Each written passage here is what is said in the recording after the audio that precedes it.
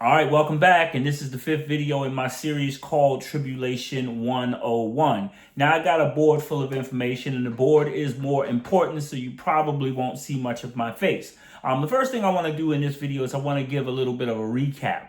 Why are we doing a video on Tribulation 101? Because it's coming increasingly more clear that where we are headed seems to be towards the end of an age, okay? Jesus talked about the end of the age in the Bible. So many different preachers and prophets and teachers of religion and spirituality have talked about us coming to the end of various stages and various ages in the existence of humankind, okay? And so one of those terms for the end of the age and those that will have to survive it is called the tribulation. I met with a primordial goddess and she called it the jump, okay? But it's the same thing, all right? So I have a quote on the board: "For behold, the darkness shall cover the earth, and gross darkness the people." Okay, and so this video is called The People. But before we do a video on the people, I want to do a recap very quickly of the first four videos, okay? Now, Jesus said that with the blind follow the blind, both will fall into the ditch, okay? And so this is why we have to discuss the people and why you shouldn't be following the people, and why one of the strategies for the end times is to try to make a way yourself, okay? Jesus also said, narrow is the path and few there are that find it. Okay, and so if few there are that find it, then you're not going to find it going along with what the crowd is doing. Okay, blind following the blind, whole bunch of people going over a cliff, so to speak. Okay, and so in the first video, I talked about the goal. The goal, of course, of this video is to allow us to make better choices with respect to where we are going as we go into this end time. And by making better choices, or by being more informed, maybe we can make better choices. This video is directed at people who are secular people, people who are spiritual people. It's not necessarily directed at the religious people, because the religious people, you should have been hearing this your whole life long. You should have been reading the Bible your whole life long. And so if you're a religious person, all you have to do is go to YouTube and put in Prophetess Celestial, okay? And just watch her videos, okay? And if something should resonate from what you've been taught, from what you've learned, something should ring a bell. Some of the oil from that lamp should be able to fill your lamp, and you'll be better off for it, trust me. Okay, number two video, I talk about the places of safety. And I talk about the only two places of safety from what's coming. It's not a bunker. It's not a yacht in the water. It's not a place on the mountain. But a place of safety is with God, whether you're alive or with God and you're not alive, okay? We're going to talk about the not alive part when we talk about the different dimensions of consciousness, the different states of consciousness, and how consciousness does, in fact, survive death. And so if you think that, oh, all I got to do is die and I'm going to leave all this, good luck with that notion. Okay, number three, we talked about divinity. It's very important that we talked about divinity, because we have to understand that the spiritual people who think that because they have the divine, that they have it, divine means out of the vine, okay? And so you want to get back into the vine. You want to be where the Creator is. Now, one of my favorite stories in the Bible is James and John. Okay, in certain Gospels, James and John roll up to Jesus and they say, "Hey, can we sit on your left-hand side and on your right-hand side, in the kingdom?" Now, in one telling of in one particular gospel, it actually says that their mother, okay, which is the wife of Zebedee, she comes up and she says, "Jesus, can my son sit on your left-hand side and your right-hand side?" Now, of course, the other disciples, they really didn't like this, and they got really indignant with John and James, so says the Gospels, right? That they went up to them and said, "Yo, why y'all trying to, run a play? You know what I mean? You trying to be on the left side and you trying to be on the right side." And Jesus had to stop the disciples and say, "No, you don't understand. They're not trying to do this out of any selfishness. You have to understand that the Gentiles lorded over them, and those people in charge of them, they didn't treat them too well." And so the mom came up, as a mother and a protector of her children would do, and said, "What is the safest place that my sons can be for eternity? It is on the sides of Christ." And she petitioned for them to be on the sides of Christ. And of course, Christ said, these are not my seats. These are my Father's places to give. So I can't tell you to be on the right side or on the left side. But what I can tell you is if you drink my cup, then you will find yourself in the kingdom. Now, what we know from that story is we know that James drank the cup, meaning that James went early and that James is sitting up there and he's ruling over some stuff. Now, what we know is that John lived a full life. So we don't know, and it says it in the book of John, whether John had to come here again and again and again till the end of the age, and whether there's a certain particular time that he's going to get up out of here. So that's another story for another day. But what we do know is that it's not divinity that we want. And so all of these gods and demigods and Nephilim and people like that, they're not necessarily going to be able to help you too much from what's coming. What's coming is the day of the Lord. And so if it's the day of the Lord or the day of the King of the earth. Now, when he left, he said, the prince of this world is coming. And then he said, I'm going to come back and I'm going to straighten this thing out in the end. And so you might want to understand this concept if you're moving into the end times. Now, then in the next video, we talked about prophecy. Okay. And so really, if you want a good idea about how different people, we're going to talk about in this video, look at prophecy, then watch that video. Because again, I'm giving you a lens through which to see, okay, how do I operate as it relates to prophecy? How do other people operate as it relates to prophecy? And am I lining up right with this thing? Okay, so let's get into it. How do we know that this is the end? Okay, we have a prophecy. Let's get into it. 2 Timothy chapter 3. I'm going to go ahead and just read it. Now, if all of these things line up, then, it's like it's a percentage. If only one thing lines up and it's 20 things, then there's a 5% chance that we're at the end. If 10 things line up and there are 20 things, then there's a 50% chance that we're at the end. If 20 things line up and there are 20 things in here that it says these things are going to happen at the end times, right? Then what you can know is that we are likely at the end, okay? And that if we're not at the end and all of this stuff keeps going on, then we're in a rough place. So we're going to go ahead and just read it, okay? And this is Paul in a letter to Timothy where he says, but understand this, that in the last days there will come times of difficulty. Are these times of difficulty? Yes. I saw a guy on TikTok just a few minutes ago. The rains, the torrential downpour of rains, it flooded out his engine and the car was all he had. He had a car to get to work. His belongings was in there. I guess he was going from place to place and had somewhere to stay. But he said a lot of difficult things happened to them and to him. And this was just one more thing to pile on to the top of all the other difficult things. For people will be lovers of self.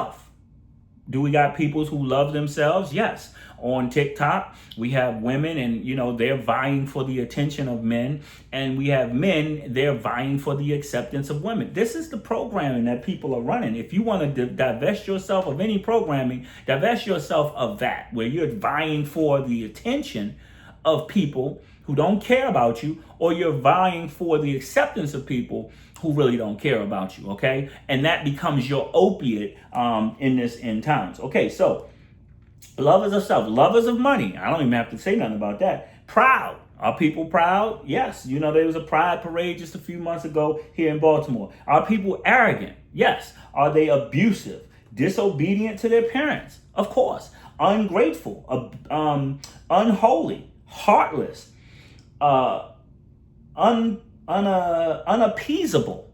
That means that they can't be appeased. That means that there's nothing you can do to make them turn. If you look at the political spectrum and you look at what's going on, Iran tried to make deal after deal after deal with the United States, and the United States just could not be appeased. And really, if you look at Israel, they couldn't be appeased also.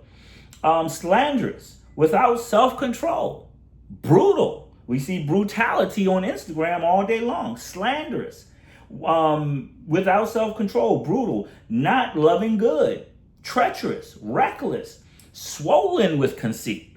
We see a lot of that. Lovers of pleasure rather than lovers of God. There are people who you could tell them that there is an eternity that they can have with somebody who does not believe in poverty, does not believe in lack, does not believe in want, does not believe in death, wants you to live in a joyous state. And they will choose the pleasures of this life. If it's 10 years of pleasure, if it's 20 years of pleasure, people will ransom or they will bet their whole eternity for that 10 to 20 years of pleasure. So pleasure, rather than lovers of God, is real in this world. Having the appearance of godliness, but denying its power. Okay? Avoid such people, for among them are those who creep into households and capture weak women. Okay, you see that all over the place.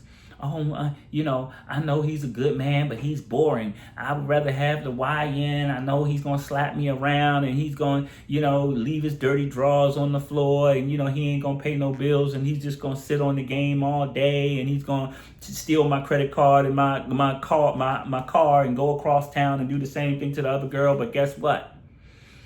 This is what I'm about, okay? Burdened with sins and led astray by various passions, men and women. Okay, always learning and never able to arrive at a knowledge of the truth.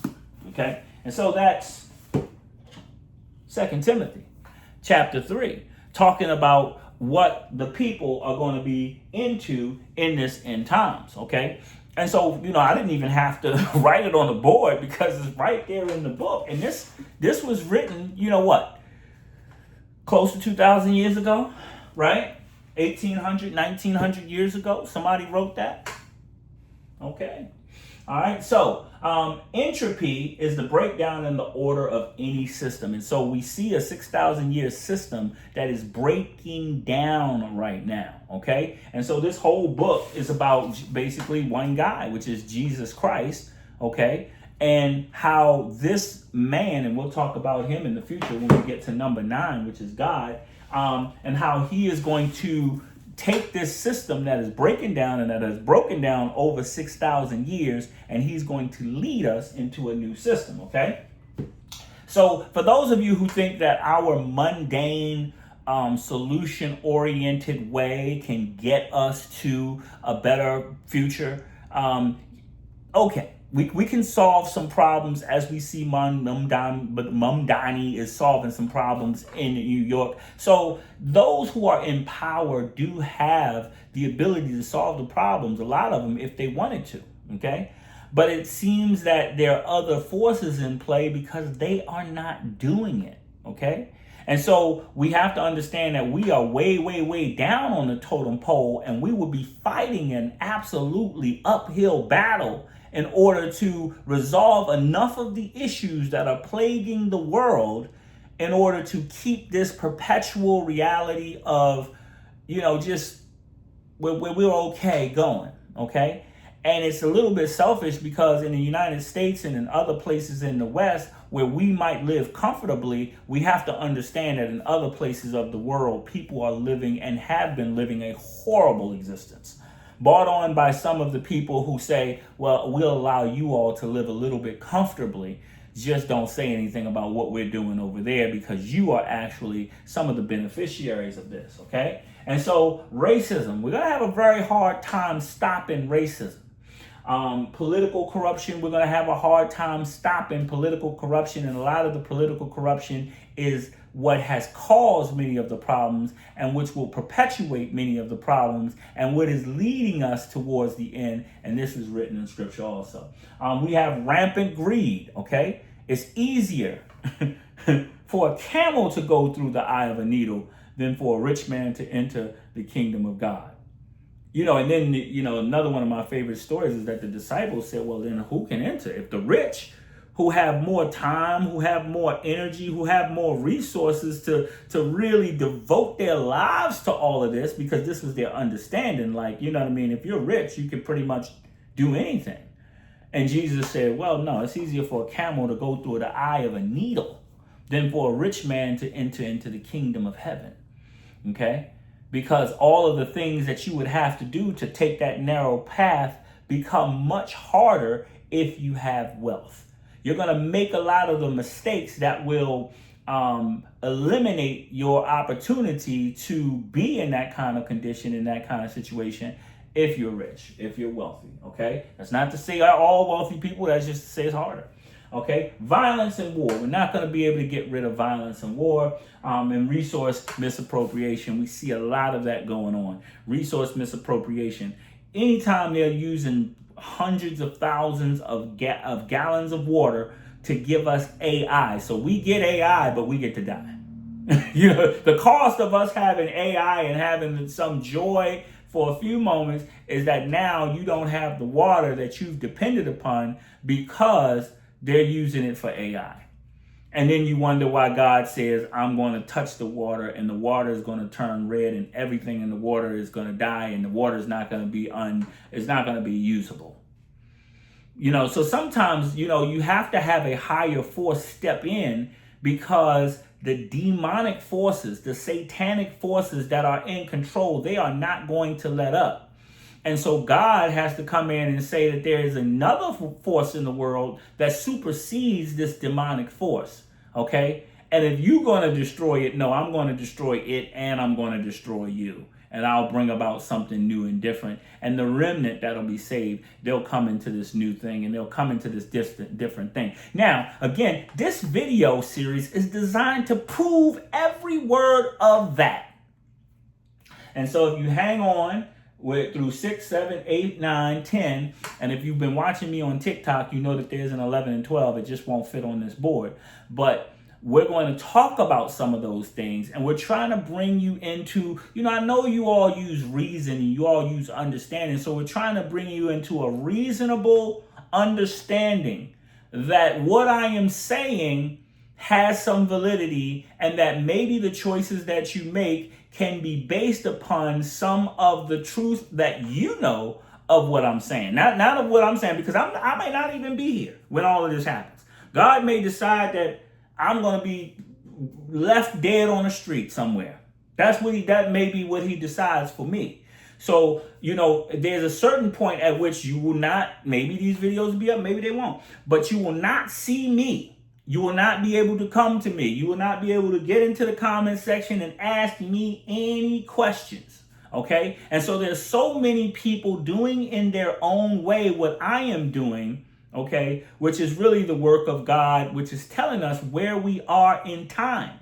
Because somebody came and they sold us a bad bill of goods in saying that, no, everything is okay. As long as you get your money, just get your money up. You'll be fine. Okay? And we don't understand that the time we're in is not necessarily the time where you're going to be able to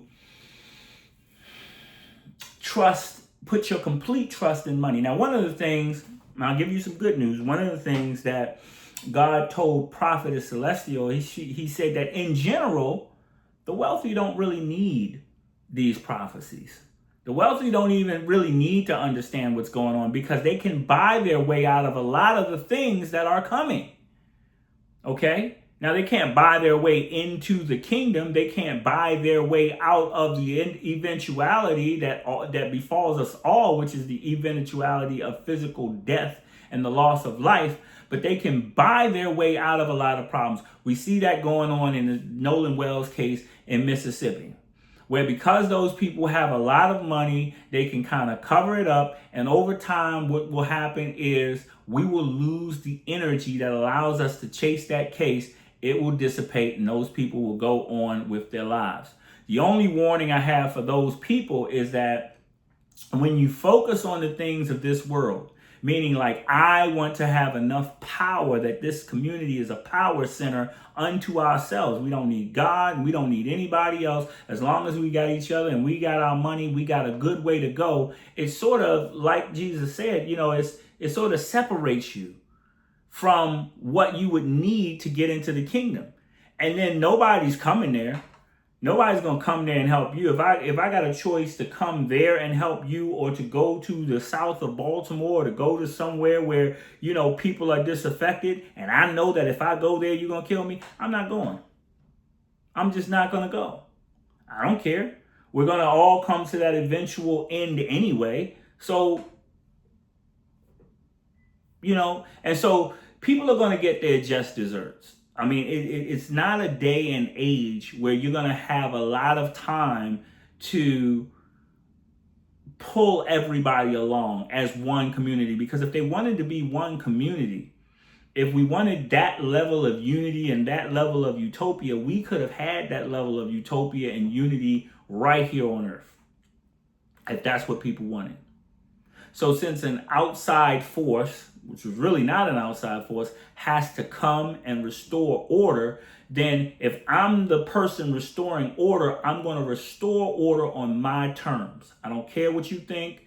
I don't care what you got to say about it. It's going to happen in my way, especially if you've been given your whole lifetime to do it your way.